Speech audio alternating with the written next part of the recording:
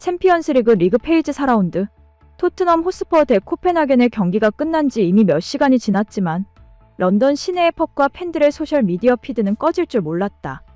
4-0 대승이라는 결과보다 더 충격적인 단 하나의 순간이 모든 것을 집어삼켰기 때문이다. 미키 반더 벤, 이 네덜란드 출신 중앙 수비수 24세는 이제 단순한 유망주가 아니었다. 그는 하룻밤 사이에 토트넘 역사의 한 페이지를 새로 썼다. 경기 종료 휘슬이 울린 지 얼마 되지 않아 구단 공식 채널에는 한 문장의 속보가 떴다.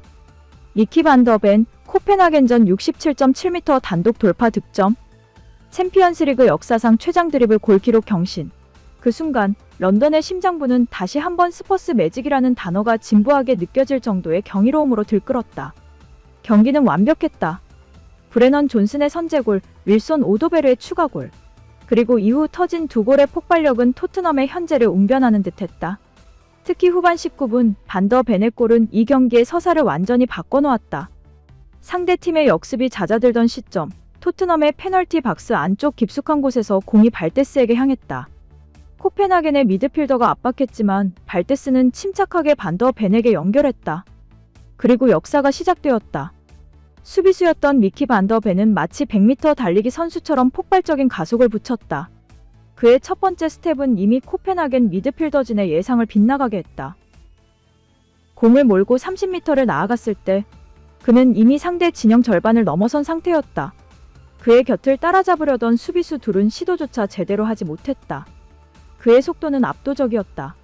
상대 수비수 5명이 그를 막기 위해 릴레이처럼 달려들었으나 마치 깃발처럼 스쳐 지나갈 뿐이었다. 60m 지점, 그는 이미 코펜하겐의 마지막 중앙 수비수와 1대1 상황에 놓였다. 페널티 에어리어 안으로 진입한 순간 그는 속도를 늦추지 않고 왼발로 골문 구석을 정확히 노렸다. 골키퍼의 손이 닿지 않는 곳 골망이 격렬하게 흔들렸다. 67.7m, 유럽 클럽 대항전 역사상 가장 길었던 단독 질주 골의 새로운 기준이었다. 이 골은 단순히 쐐기골을 넘어 토트넘이 10명이 되었음에도 흔들리지 않는다는 정신적 승리의 선언과도 같았다. 다음 날 아침, 영국 전역의 스포츠 섹션은 반더 벤의 질주에 대한 찬사로 도배되었다. 이전 기록 보유자였던 레알 마드리드의 비니시우스 주니오르 64.4m는 단숨에 잊혔다. BBC, 챔피언스리그 역사에 남을 골이다. 수비수가 이런 플레이를 한다는 것은 축구의 판도를 다시 생각하게 만든다.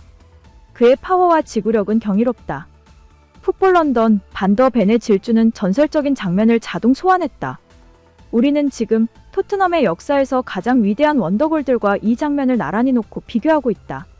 특히 2019년 그 골을 말이다. 해설가들의 분석은 더욱 날카로웠다. 오원 하그리브스는 스튜디오에서 흥분을 감추지 못했다. 그는 마치 훈련장에서 코스를 이탈한 것처럼 질주했어요. 상대 수비가 존재하지 않는 것처럼 보였습니다. 이번 시즌뿐만 아니라 최근 몇 년간 본 골 중 최고입니다. 이건 정말 미친 골이에요.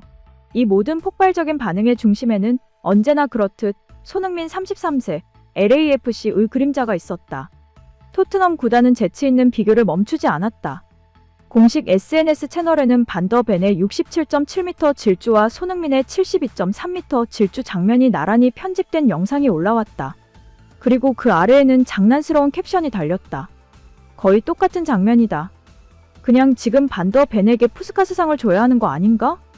이러한 소환은 팬들에게도 자연스러운 일이었다. 반더 벤의 스피드, 폭발적인 가속, 그리고 수비수를 벗겨내는 능력이 2019년 12월 벌리전에서 손흥민이 보여준 전설적인 장면과 너무나 흡사했기 때문이다. 데일리 메일은 더욱 명확히 선을 그었다. 반더 벤은 베일과 손흥민이 쌓아올린 토트넘의 레전드급 원더골 계보를 잇는 또 하나의 이름을 각인시켰다. 67.7m는 대단하지만 72.3m는 여전히 넘기 힘든 벽이다. 반더 벤의 경이로운 골이 유럽 축구계를 강타할수록 아이러니하게도 손흥민의 5년 전 기록은 더욱 신화적인 영역으로 격상되었다. 2019년 12월 7일 토트넘 대 벌리전.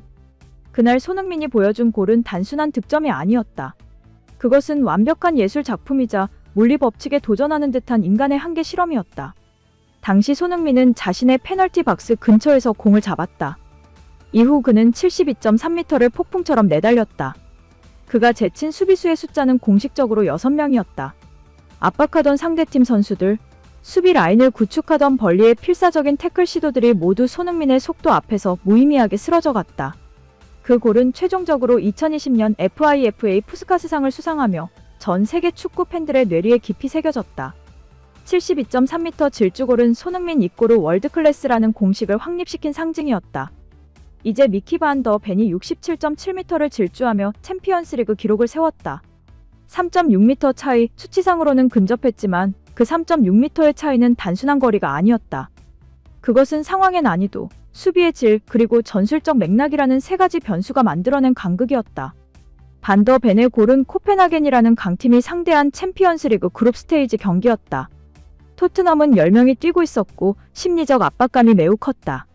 하지만 손흥민의 벌리전은 당시 리그 순위표의 중간 정도에 위치한 팀과의 경기였다. 영국 축구 분석가들은 지적했다. 챔피언스리그는 템포가 더 빠르고 수비 조직력이 더 촘촘합니다. 반 더 벤이 67.7m를 간 것은 놀랍지만 손흥민은 그보다 더 높은 수준의 집중력과 기동력이 요구되는 환경에서 72.3m를 질주했습니다. 그는 6명의 수비를 따돌렸고 그들 중 일부는 당시 프리미어리그에서도 정상급으로 평가받던 선수들이었습니다. 가장 결정적인 차이는 질주 과정에서 마주친 수비수들의 수준과 조직력이었다. 손흥민이 벌리를 상대했을 때 그는 중앙 미드필드에서 공을 탈취당한 직후 역습에 선봉에 섰다. 벌리의 수비수들은 뒤로 물러서 있었지만 그들의 간격은 촘촘했다. 손흥민은 드리블 경로를 끊임없이 바꾸며 수비의 시야를 혼란에 빠뜨렸고 마지막 수비수 2명을 속이는 페인트 동작은 발기술의 정수였다.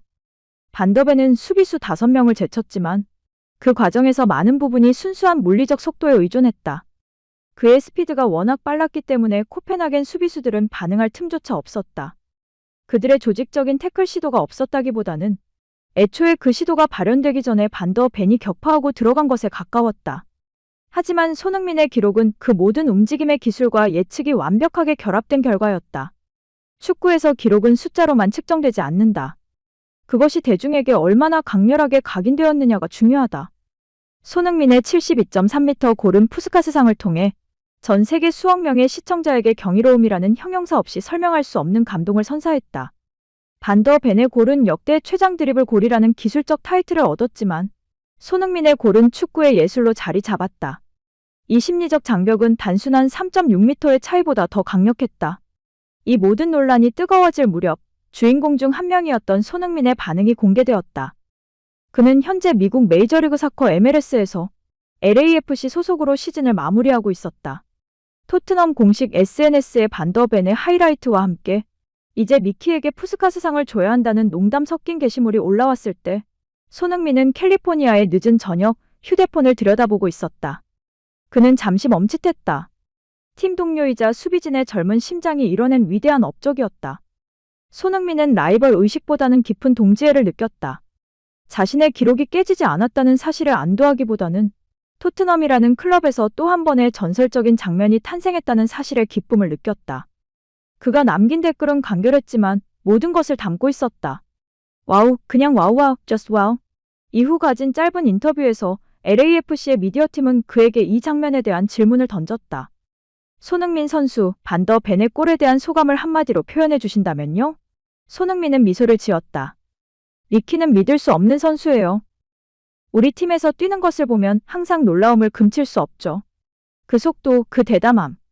그가 우리 팀의 일부라는 것이 자랑스럽습니다. 67.7m는 정말 대단한 거리예요. 저도 그 골을 봤을 때 저게 가능하다고 싶었으니까요.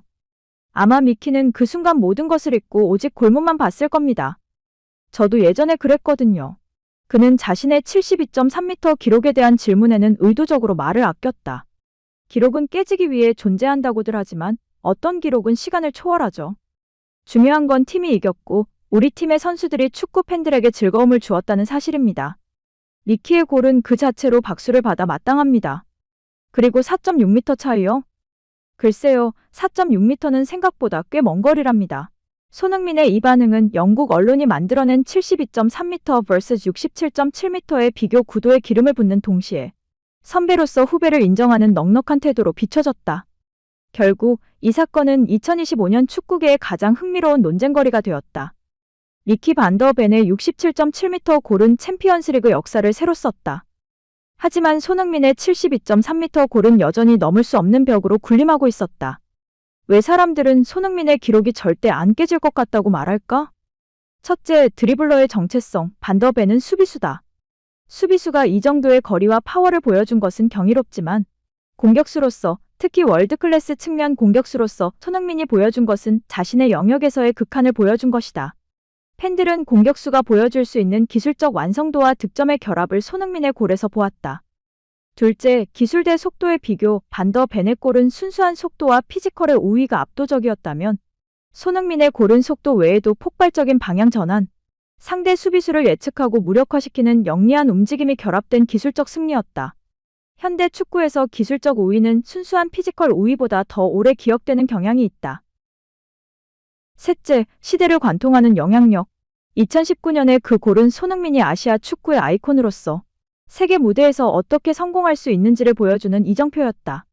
그 골의 의미는 단순한 득점을 넘어섰다. 그것은 역경을 뚫고 정상에 선 아시아 선수의 상징이었다. 토트넘의 전설적인 수비수였던 레들리는 이 상황을 이렇게 요약했다. 반더벤의 골은 압도적입니다. 하지만 손흥민의 골은 영혼을 건진 듯한 느낌을 줍니다. 리키는 자신의 능력을 100% 쏟아부었고 그게 67.7m입니다. 하지만 소니는 자신의 한계를 초월해 72.3m를 갔습니다. 그 3.6m는 그가 그날 얼마나 필사적이었는지를 증명하는 거리예요. 그건 쉽게 복제할 수 없는 인간적인 드라마입니다. 토트넘 호스퍼 스타디움은 여전히 두 전설적인 질주골의 영광 속에 잠겨 있었다. 새로운 세대인 미키 반더벤은 혜성처럼 등장하여 챔피언스리그의 새로운 기준을 세웠고 이로 인해 5년 전의 전설, 손흥민의 위대함은 다시 한번 재조명되었다. 이러한 비교는 토트넘 팬들에게 가장 큰 기쁨이었다. 그들이 기록의 클럽이라는 명성을 이어가고 있다는 증거였기 때문이다. 현재 미국에서 시즌을 보내고 있는 손흥민이 자신의 소셜미디어를 통해 후배를 향해 보낸 짧은 경위는 이 두 선수가 각자의 영역에서 이룬 성과가 얼마나 대단한지를 동시에 입증하는 셈이었다.